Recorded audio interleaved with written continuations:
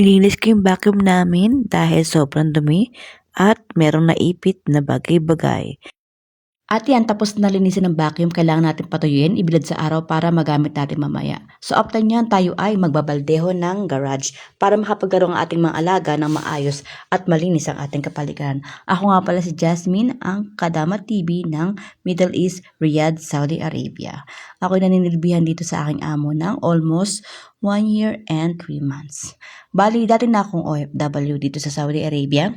Nanggaling ako ng Damam 2015-2017. Then after that, nag-Singapore ako. Nag-try ako mag-Singapore pero hindi ako pinalad. 1 year lang ako, tapos umuwi na ako ng Pilipinas. Then after that, nag-apply ulit ako papuntang Saudi Arabia. Baka ako dito ang laki ko. Dito ako swerte talaga sa Saudi at hindi sa ibang bansa. So, pagkatapos niyan ay nag-apply ulit ako ng panibago dito sa Saudi Arabia. At yun napunta ako sa Unaiza. Doon naman ang employer ko ay hindi naman ako nagkaroon ng problemang malaki-malaki. Kaya lang kasi ang aking employer doon ay may karamdaman. So, after 2 years and 6 months, umuwi na ako ng Pilipinas kasi namatay siya. After ng magto 2 years and 3 months ako sa kanila, namatay siya. So, syempre, nag-stay ako sa bahay ng anak niya kasi nga hindi pa siya nagbababang luksa. Alam niyo naman dito po yung patay, di ba? Kailangan nagbababang luksa. So, bumalik tayo sa ating ginagawa at ayan, nilagyan ko na siya ng sabon. Binirush ko yung sahig kasi nga maraming dumi at maraming tayo ng ibon. Yung place na yan talaga, favorite ng mga ibon. So, ngayon guys, ayan, binabaldeho ko at sinasabonan ko para naman malinis talaga siya pa nag-drip yung alaga akong bunso. Kasi mahilig siya dyan. Lagi niyang favorite place yan kasi mas malaki at mahaba yung paglalaruan niya ng drift. Kaya ayan, binirush ko talaga at binaldeho kasi nga para malinis naman para sa mga alaga ko. At para na rin sa akin kasi mahilig din ako mag-drift. So yan guys, sinasabon natin, binabrush at kailangan natin maging malinis talaga sa ating mga employer kasi minsan iba maselan talaga. Katulad ng amo ko, maselan yan. Kung nagtataka kayo bakit ako naka-nose mask kasi mainit na panahon, yung singaw ng init ay tumatagos sa tubig kaya ayan, naamoy ko, kailangan mag-nose mask. So after nyan, ito na ang aking finished product. Tapos na tayo maglinis ng garahe at ng dulo doon. So ngayon guys, syempre tapos na tayo, papasok tayo sa loob. At tayo naman mag-aasikaso ng ating pinaghugasan na plato. Yung kanina hinugasan ko, hinayaan ko muna siya tumulog para at least kahit naman papano, hindi na siya ganun kabasa pag pinunasan ko. So yun nga, makita niyo yung kalder na yan, diba? Kahit sabi mong itim yan, sus ko kumintab na, diba? Alam niyo ba, bilib na bilib ako sa katulong ng nanay ng amo ko na Ethiopia. Grabe, nabibilib na amaze ako sa kanya kasi lahat ng kaldero ng ng nanay ng amo ko ay sobrang kintab at sobrang puti. Actually, talagang ayaw ng nanay ng amo ko na hindi malinis ang kaldero. Gusto niya malinis. Kung masela ng amo ko, mas masela ng mama niya. Sobrang sela. Sobrang ganda ng bahay nila. Sobrang ganda talaga. As in talagang glass. Kung makikita niyo lahat ng pader doon at pag-akit na hagdan eh, salamin lahat. Kaya naawa rin ako sa kadama kasi mag-isa lang siya, 3 palapag yung bahay.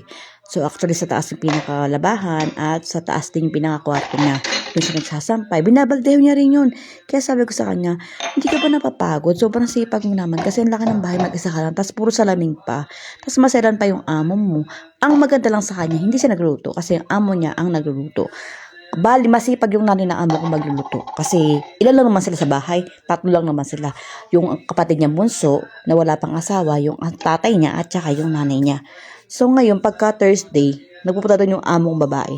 Every Friday naman, sa lola niya, sa nanay ng nanay niya. Kasi yung mga pinsan niya nag-gathering every Friday. Kaya kailangan talaga umaattend siya doon at hindi pwedeng hindi siya umattend. Bumalik tayo sa ating ginagawa at kaya pinupunasan ko na isa-isa at lalagay din lahat sa cabinet. Kung makikita nyo tong kusina ng amo ko dati, nung bago dating ako dito, hindi ganyan yan. Actually, binago ko na yan eh. Nag-translation, kumbaga, sa ating mga content. Nag-translate yung kusina ng amo ko dahil sa akin. Hindi ko naman sinasabing pinagayabang na magaling ako or talagang mayabang ako. Hindi naman gano'n na. Inaano ko lang na dati hindi ganyan yung pwesto niyan. Actually, yung mga cabinet yan, nirotate ko talaga lahat. Kasi nahirapan ako lalo na pag yung mga babasagin nasa taas. So, ginawa ko yung mga babasagin, nilagay ko sa baba. At yung mga baharat, nilagay ko sa pinaka-dulab. At saka yung mga kopi. Kasi lahat yun nasa labas eh.